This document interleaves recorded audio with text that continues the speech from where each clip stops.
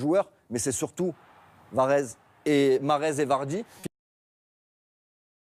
Finalement, toute l'attention, c'est son jeu, le talent. Et avec son toucher, il va trouver Vardy dans le dos du défenseur qu'on retrouve dans son registre, le déplacement, les courses. Et on voit Mahrez qui caresse le ballon. Et après, Vardy, typiquement anglais, qui résiste au duel, qui s'impose et qui frappe fort.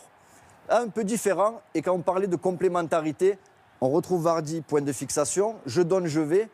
Et après, on va Mahrez et le déplacement de Vardy. À ce moment-là, Vardy est intelligent dans ses déplacements. Il fait un premier appel entre le latéral et le central pour s'ouvrir l'espace entre les deux centraux. Et Mahrez, lui, a cette capacité à temporiser parce que techniquement, il est facile. Il attend que Vardy lui donne l'indication et après, il la dépose.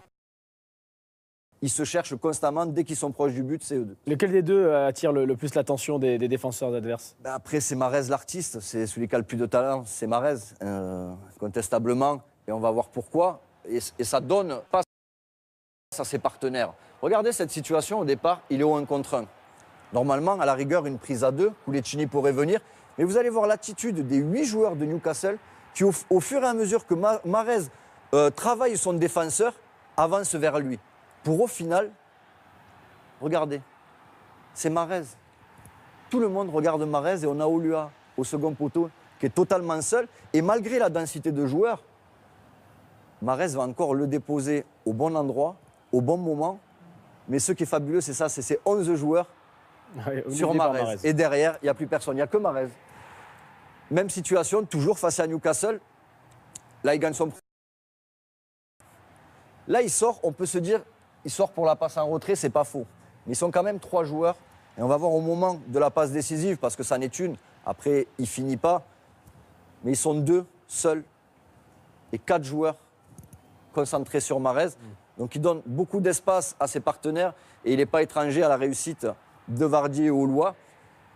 Mais après, on comprend les défenses adverses parce que Mahrez, avec peu d'espace, il arrive à vous faire très mal.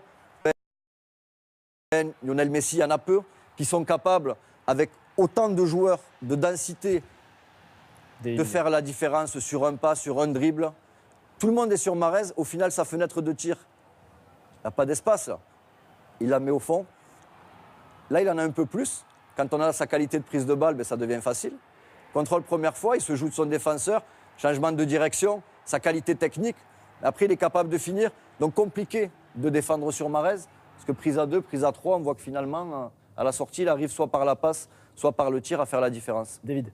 On parle de sur le front de l'attaque qui est surtout très important. C'est Okazaki ces derniers matchs. Il était super sub, surtout sur la première moitié de saison, mais là titulaire sur les 5 derniers matchs. Parce que permet de déstabiliser les défenses adverses. On l'a vu, le but contre City où il prend Otamendi avec lui, il crée une fausse piste. Et il est très très important sur ces derniers matchs. Oui, parce que sinon, 2 joueurs dont le registre est identifié, s'ils jouaient que tous les deux, il y a quand même un moment où les adversaires finiraient, au bout de quelques mois, on finit par les connaître, on finit par se méfier. Non, il y a aussi autour le volume de Kanté au milieu, il y a Okazaki qui fait des différences, il y a autre chose aussi quand même. Dans la data room, on a voulu séparer donc le duo Vardy-Mahrez analysé par Cédric Taffero. Vous allez devoir faire mieux, ça va être compliqué. Hein. Özil-Giroud, le duo à Arsenal. Vous vous êtes concentré plutôt sur le passeur, Mesut Özil.